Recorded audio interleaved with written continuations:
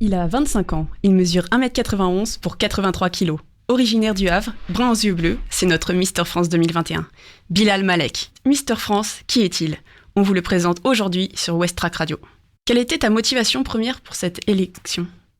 Ma motivation première, c'était le mannequinat. En fait, je voulais, après mon master, là je suis en deuxième année de master, marketing, à l'Université du Havre, je voulais faire du mannequinat et Mister France, c'est arrivé dans une conversation entre amis et je me suis dit pourquoi pas moi, ça peut m'avancer dans cette direction qu'est le mannequinat. Et qu'est-ce qui, selon toi, t'a démarqué lors de ce concours ? Je sais que je faisais partie des favoris, je suis grand de taille, physiquement je suis plutôt pas mal. Il n'y a pas vraiment de démarcation dans le sens où on est noté sur beaucoup de choses, comme la culture générale, la semaine de préparation, le show en lui-même et les votes du public. Alors je pense que ce qui m'a démarqué le plus, c'est que j'ai reçu le plus de votes par rapport aux autres misters. Et au final, ça a bien fait la différence quand même. Je sais que j'ai eu une communication assez propre sur mes réseaux. J'ai essayé de mettre en place une légende assez pertinente. Et je sais qu'avec certaines légendes, j'ai gagné en followers, mais aussi en votes. Selon toi, en 2021, qu'est-ce qu'un homme idéal ou encore quelle est ta définition du Mister France selon toi ? L'homme idéal. Pour moi, le Mister France doit véhiculer cette image d'homme idéal. On doit vendre du rêve. Mais au-delà de ça, pour moi, c'est pas seulement vendre du rêve, c'est vraiment véhiculer des bonnes valeurs. Et un homme idéal aujourd'hui, après, c'est ma définition personnelle, c'est l'homme le plus polyvalent possible, auquel ses défauts sont vraiment minimes et il a beaucoup de qualités. L'altruisme, la bienveillance, le respect, la gentillesse. C'est toutes les qualités d'un gentleman, mais à montrer tous les jours et à vivre surtout. Mais est-ce que les défauts aussi... Ouais, les défauts, par exemple, en amour, faut les aimer. C'est ces petits défauts-là qui font que la personne, elle est atypique. Moi, par exemple, mon plus grand défaut, c'est que je suis tête en l'air. Et je sais qu'il y en a beaucoup qui apprécient ce défaut parce qu'on se dit, voilà, c'est Bilal. Il est tête en l'air, c'est lui, c'est normal. Donc bien sûr, ça fait partie du charme de la personne. Je sais que ça te tient à cœur, du coup, de promouvoir le comité Mister France. Et aujourd'hui, face à la popularité des Miss, les Mister France ont bien du mal à se faire connaître. À quoi penses-tu que cela est dû et comment comptes-tu promouvoir ce comité ? Je pense que c'est dû... la principale cause, c'est au niveau de l'existence. Les Miss, ça fait 100 ans qu'elles existent. Elles ont fêté leur centenaire cette année au Puy du Fou. Et les Mister, on a fêté nos 20 ans, 21 ans.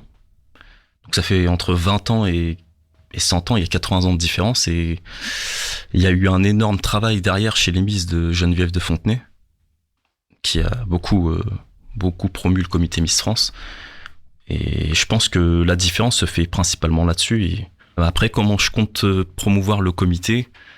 En sortant, en me montrant un maximum. J'ai pas un emploi du temps aussi chargé que la Miss France, mais avec le comité, on lutte pour que le titre soit mis en avant et qu'on se fasse connaître davantage. Donc, c'est l'un de mes objectifs cette année, c'est de faire le maximum de sorties pour montrer ce qu'est Mister France. Du coup, est-ce que tu as des projets actuellement Pendant mon année de Mister France, je suis en train de me construire mon book pour l'après Mister France. Je veux signer en agence de mannequinat. C'était le but à la base et c'était un rêve. Mais ça m'a aussi ouvert l'esprit. Par exemple, quand je parlais de ma communication, ou sur les réseaux sociaux, j'essayais de gagner un maximum de votes.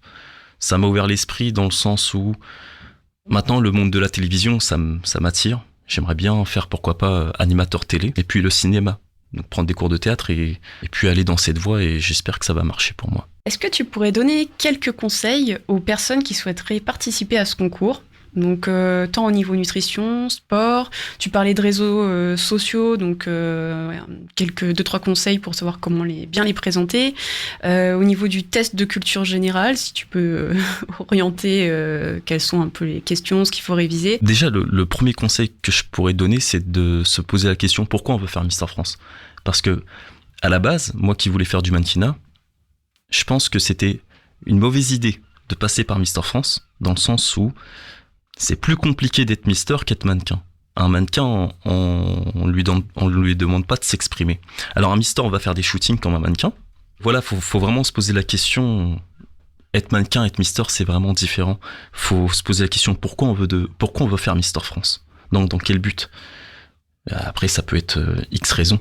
Et les conseils que je pourrais donner à quelqu'un qui participe au concours, d'un point de vue nutrition, si je sais qu'il y a pas mal de Misters qui s'inscrivent, qui sont coachs, beaucoup qui sont dans le sport, mais alors ceux qui ne le sont pas du tout, qui n'ont pas beaucoup de connaissances, je leur conseillerais de prendre un coach, d'investir. Ça fait partie des investissements par rapport au concours. De prendre un coach, de délaisser et laisser une personne experte dans ce domaine, c'est un gain de temps. Les réseaux sociaux, par exemple, vraiment, faut que ce soit propre, clean. Après, faut rester soi-même, parce que demain, si t'essayes de changer pour plaire, le naturel, il reviendra au galop. Donc vraiment, rester soi-même. Et faut être propre. Et puis par rapport au concours en lui-même, faut être concentré, motivé. Je sais que moi, j'ai été élu en septembre Mister Normandie. Et depuis septembre jusqu'à le 8 mai, date de mon élection, je me suis vraiment conditionné mentalement où chaque matin, je me réveille et je pense à cette date qui est le 8 mai. Donc le conditionnement mental fait beaucoup partie des clés de la réussite par rapport au concours. Ok, d'avoir une échéance, en fait. C'est ça, d'avoir une échéance et puis d'essayer de s'améliorer dans chaque domaine. Moi, quand j'ai postulé au concours, je manquais beaucoup de confiance en moi. Et le simple fait de postuler, je suis sorti de ma zone de confort. Et au fur et à mesure que les mois passent, je sortais de ma zone de confort régulièrement, vraiment régulièrement. Avant, partir en interview, ça me faisait peur. Régulièrement, je me suis envoyé tout seul au casse-pipe. Je me disais c'est pour mon bien. Et puis au pire, qu'est-ce que je risque? Je vais pas en mourir. Et un jour, tout le monde oubliera. C'est ce que je me disais, ça m'aidait à avancer. Étant donné que tu es originaire du Havre et que le Havre a généralement été critiqué comme une ville grise et en béton, mais qu'aujourd'hui ce n'est plus le cas, que dirais-tu de cette ville pour attirer la curiosité des gens à y venir?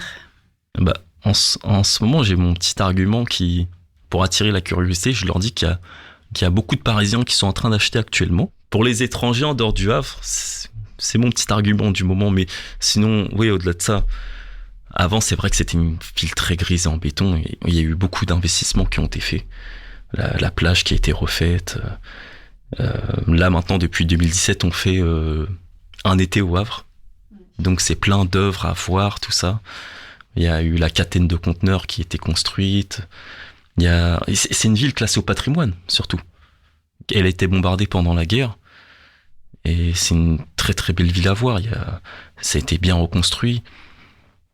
C'est très charmant. Puis c'est un passage inévitable en Normandie. Le Havre, c'est un passage inévitable. Juste pour l'histoire. Ouais, puis il y a pas mal d'artistes locaux qui sont super bons. Et d'ailleurs, Jace, j'en suis très très fier. Il y a Medine que j'ai rencontré récemment. Et je trouve que ces artistes font aussi partie du patrimoine du Havre.